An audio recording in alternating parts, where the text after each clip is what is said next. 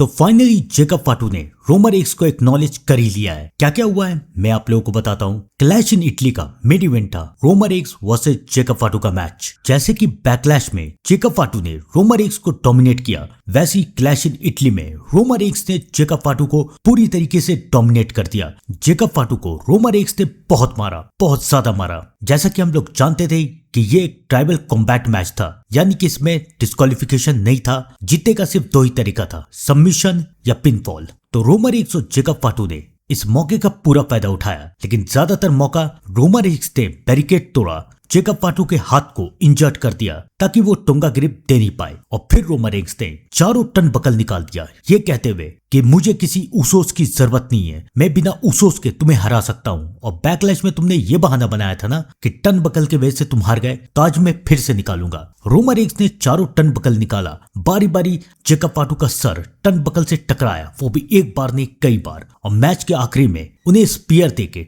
उनके ऊपर टेबल तोड़ा और दूसरे स्पीयर से जेकब फाटू को हरा दिया। अब ये फाइनल हो गया कि जेकब फाटू को रोमन रेक्स को एक्नॉलेज करना पड़ेगा। द उसोस भी वहां पर आए, रोमन रेक्स सबको लेके वहां से जाने लगे, लेकिन फिर रोमन रेक्स का ध्यान सोलो सिकवा और एमएफटी की तरफ गया और रोमन रेक्स ने उसोस को इशारा करके बताया कि अब इसके बाद सोलो सिकवा की बारी है, यानी कि शायद नाइट ऑफ चैंपियंस में team Roman versus team solo हो सकता है। फिलहाल तो जेकब फाटू ने रोमन रेक्स को एक्नॉलेज कर लिया है। क्लैश इन इटली का पहला मैच था कॉडियोस वर्सेस कुंतर का मैच, और ये मैच हो रहा था WWE टाइटल के लिए। मैच शुरू होने से पहले कुंतर ने ये साफ साफ कह दिया था कि ये मैच उनके बदले के लिए। ये मैच आज वो सिर्फ टाइटल के लिए नहीं बल्कि अपना बदला पूरा करने के लिए भी जीतेंगे, क्योंकि कॉडियोस ने कुंतर को 3 बार नुकसान पहुंचाया है। पहली बार क्राउन ज्वेल चैंपियनशिप में कुंतर को हराया है, दूसरी बार 2023 और 2024 के रॉयल रंबल से बाहर किया है। तो ये 3 नुकसान कॉडियोस ने कुंतर को दिए, और आज कुंतर का इरादा था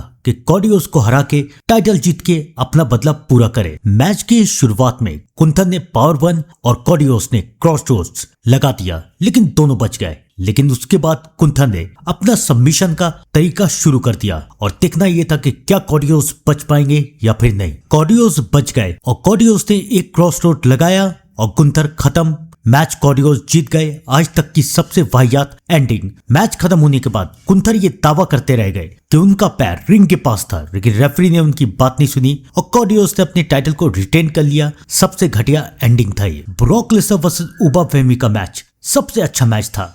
मैच की शुरुआत में ही ब्रॉक लेसनर ने उबा फेमी को 4 F5 दे दिया, लेकिन उबा फेमी ने फिर किक आउट कर दिया। ब्रॉक लेसनर को गुस्सा आया, पॉलीमैन चिल्लाने लगे कमूरा दो कमूरा दो, और ब्रॉक लेसनर ने वैसा ही किया।